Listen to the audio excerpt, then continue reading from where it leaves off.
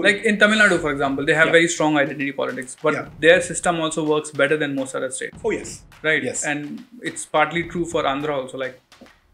Like southern states have a better functioning system than other states. Yes, absolutely. And so they combine strong identity politics with a very And also, like, well, so the politicians there, like, so the like examples are pretty like they take pride in like how developed their constituencies are. People fight over taking development issues and development projects to their constituencies, right? And it's not happening now. It goes back to like decades and decades.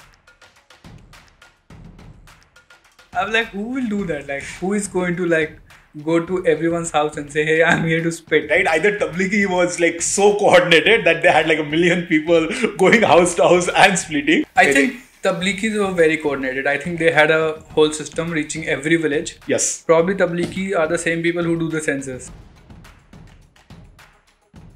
Overall as well, like not doing to the specific India relevant or Delhi relevant issues, the false negative in serological surveys in general people say as high. They studied like this data from the 1918 flu, the Spanish flu in Bombay. Yeah. And they noticed that, it was high in summers, and then when it started raining, it went down. Yeah. And then it comes back in November or whenever it stops raining, in October probably.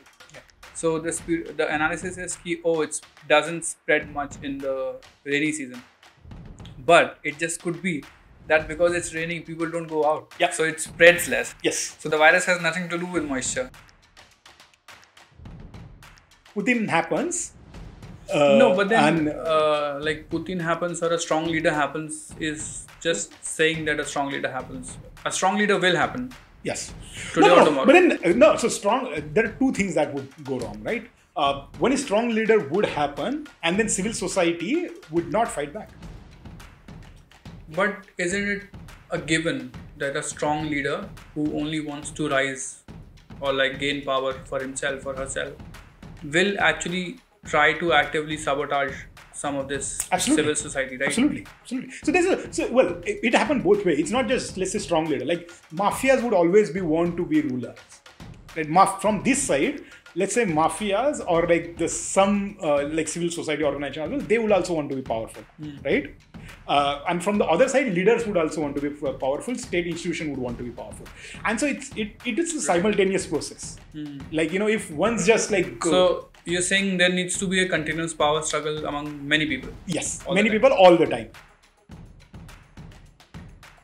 So it's not that urban Indians are not liberal, but I don't think liberal Indians are a critical mass. I don't think liberal Indians matter in a statistical sense. So if a political party wants to win an election, it needs to sort of let the liberals be, and focus on other people as well. Yeah, absolutely. Like, so have the narrative for them.